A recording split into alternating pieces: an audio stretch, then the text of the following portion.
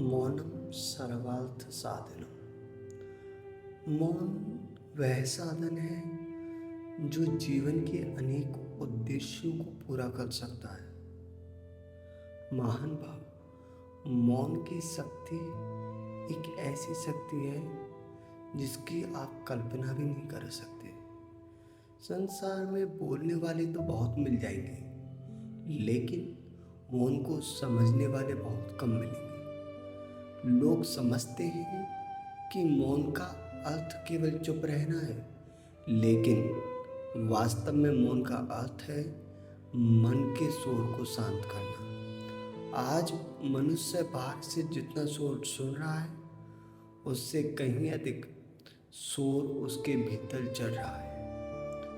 बाहर गाड़ियां दौड़ रही हैं, मोबाइल बज रहे हैं, लोग बोल रहे हैं, लेकिन भीतर इच्छाएं दौड़ रही हैं, चिंताएं बज रही हैं और अहंकार बोल रहा है। याद रखिए, जिस दिन भीतर का शोर समाप्त हो जाएगा, उसी दिन जीवन में शांति का सूर्योदय हो जाएगा। एक राजा महान संत के पास गया और बोला, गुरुदेव, मुझे शांति चाहिए। संत ने कहा, कल सुबह आना। दूसरे दिन राजा आया। संत उसे एक झील के पास ले गया। उन्होंने पानी में एक पत्थर फेंका, पानी में लहरें उठने लगी। संत ने पूछा, राजन, क्या तुम अपना चेहरा देख सकते हो? राजा बोला, नहीं गुरुदेव। कुछ देर बाद पानी शांत हो गया। संत ने फिर पूछा, अब देख सकते हो? राजा बोला, हाँ, अब बिल्कुल साफ दिखाई दे रहा है।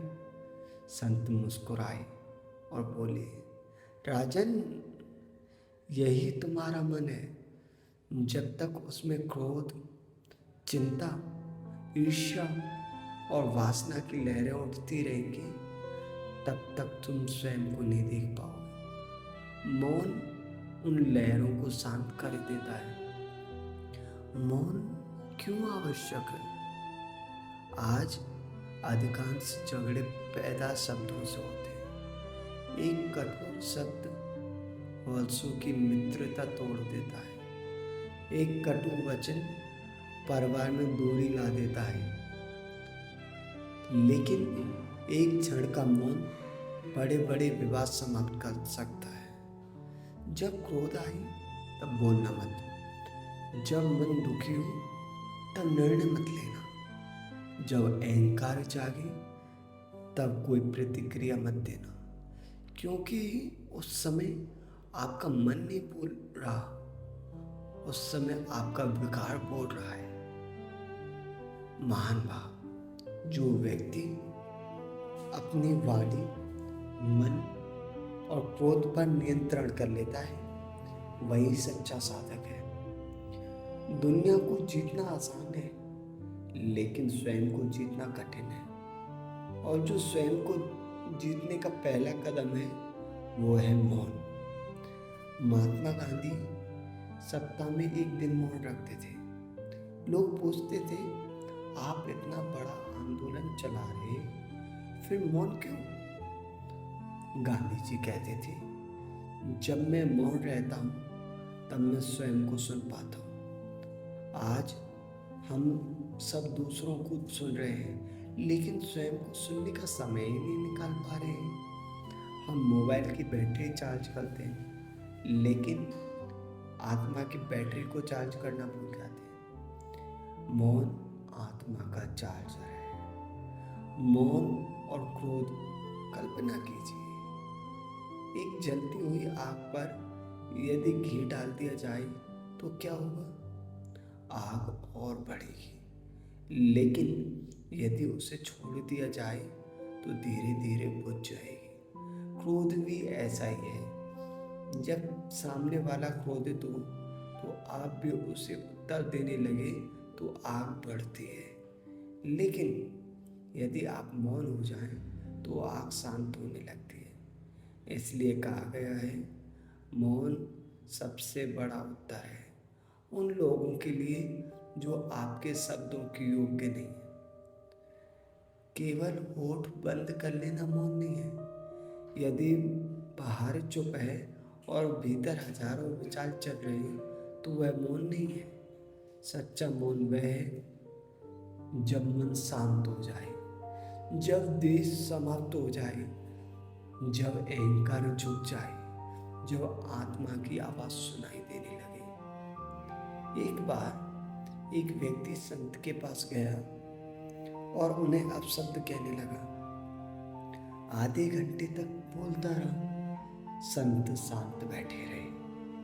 आखिर वह व्यक्ति थक गया और बोला, क्या आपको गुस्सा नहीं आता? संत ने मुस्कुराकर पूछा, यदि कोई तुम्हें उपहार दे और तुम उसे स्वीकार ना करो तो वह उपहार किसके पास रहेगा? व्यक्ति बोला, देने वाले के पास। संत बोले, ठीक वैसे ही तुम्हारे अपशब्द मैंने स्वीकार नहीं किए, वे तुम्हारे पास ही रह गए। यही मौन की शक्ति है। आज की सबसे बड़ी समस्या, आज मनुष्य अकेले होने से डरता है। क्यों? क्योंकि अकेले होते उसे स्वयं से मिलना पड़ता है, और जिसने स्वयं से मिलना सीख लिया उसे संसार की भीड़ की आवश्यकता नहीं रहती। ध्यान रखें, भीड़ मनोरंजन दे सकती है, लेकिन मौन आत्मज्ञान देता है। प्रतिदिन 10 मिनट मौन से बैठिए। ना मोबाइल, ना बातचीत, ना शिकायत, ना चिंता, केवल स्वयं को देखिए। धीरे धीरे आप पाएंगे क्रोध कम हो रहा है, चिंता कम हो रही है, नींद अच्छी आने लगी है, निर्णय बेहतर होने लगे, और सबसे बड़ी बात, आप स्वयं को पहचानने लगे। महान भाव, इसलिए दुनिया आपको बोलना सिखाती है, लेकिन आध्यात्म आपको मौन सिखाता है। दुनिया कहती है अपनी बात मनवाओ, आध्यात्म कहता है पहले स्वयं को समझो। दुनिया कहती है दूसरों को बदलो, लेकिन आध्यात्म कहता है पहले स्वयं को बदलो। याद रखिए, जो व्यक्ति मौन को साथ लेता है वह अपने मन को साथ लेता है। जो मन को साथ लेता है वह अपने कर्मों को साथ लेता है, और जो अपने कर्मों को साथ लेता है उसका जीवन स्वयं एक प्रेरणा बन जाता है। और अंत में बस इतना कहेंगे, बोलने से पहले सोचिए, सोचने से पहले शांत हो जाइए, और शांत होने के लिए मौन को अपनाइए, क्योंकि मौन में ही मनुष्य से गुरु और गुरु से परमात्मा बनने की शक्ति